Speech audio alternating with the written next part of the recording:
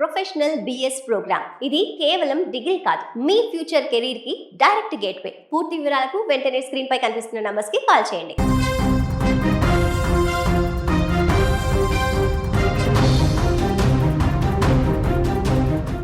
ఆంధ్రప్రదేశ్లో స్కూళ్లు తెరిచే టైం వచ్చేసింది. సరిగ్గా ఇదే సమయంలో విద్యార్థుల తల్లిదండ్రులకు చంద్రబాబు ప్రభుత్వం అదిరిపోయి గుడ్ న్యూస్ చెప్పింది. ఎప్పుడెప్పుడా అని అందరూ ఆశగా ఎదురు చూసిన తల్లికి వందనం పథకం డబ్బుల విడుదలకు గ్రీన్ సిగ్నల్ వచ్చేసింది. స్కూళ్లు, కాలేజీలు రీఓపెన్ అయిన తర్వాత కొద్ది రోజుల్లోనే ఈ నిధులను నేరుగా తల్లుల ఖాతాల్లోకి జమ చేయాలని ప్రభుత్వం ముహూర్తం ఖరారు చేసింది. నిన్న జరిగిన కేబినెట్ మీటింగ్లో సీఎం చంద్రబాబు ఈ కీలక నిర్ణయానికి ఆమోద ముద్ర వేశారు.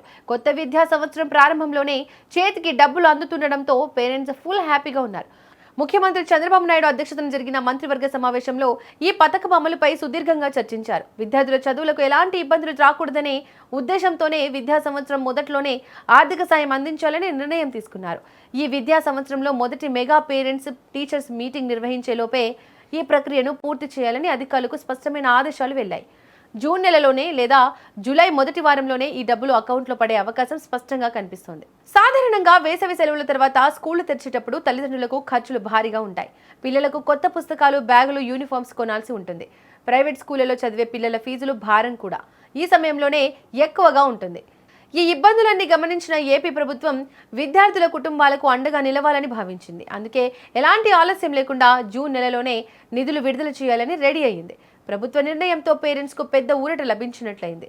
ఈ పథకం కింద అర్హులైన ప్రతి విద్యార్థి తల్లికి ఏడాదికి 15,000 చొప్పున ఆర్థిక సాయం అందుతుంది.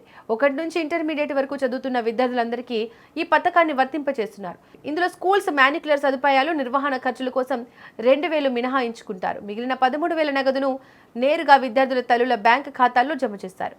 ఒకే ఇంట్లో 2 లేదా 3 పిల్లలున్నా సరే అర్హతను బట్టి ఈ సాయం అందుతుందని ప్రభుత్వం ఇదివరకే స్పష్టం చేసింది. రాష్ట్రంలో వేసవి సెలవులు ముగుస్తున్నాయి. ఈ నెల 6 నుంచి జూనియర్ కాలేజీలు రీఓపెన్ అవుతున్నాయి. అలాగే ఈ నెల 12 నుంచి పాఠశాలలు తిరిగి ప్రారంభం కానున్నాయి.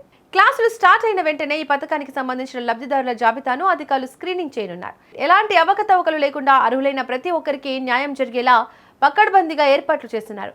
సకాలంలో నిధులు విడుదల చేయడం వల్ల పేద, మధ్యతరగతి కుటుంబాల పిల్లలు డ్రాప్అవుట్ కాకుండా చదువును కొనసాగించడానికి వీలవుతోంది.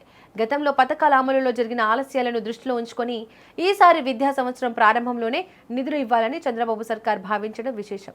కేబినెట్ నిర్ణయంతో రాష్ట్ర వ్యాప్తంగా లక్షలాది మంది విద్యార్థులు, వారి తల్లిదండ్రుల్లో కొత్త ఉత్సాహం నెలకొంది. లబ్ధిదారుల బ్యాంక్ అకౌంట్ల వెరిఫికేషన్ ప్రక్రియను కూడా విద్యాశాఖ వేగవంతం చేసింది. బ్యాంక్ ఖాతాలు యాక్టివ్గా ఉంచుకోవాలని అధికారులు సూచిస్తున్నారు.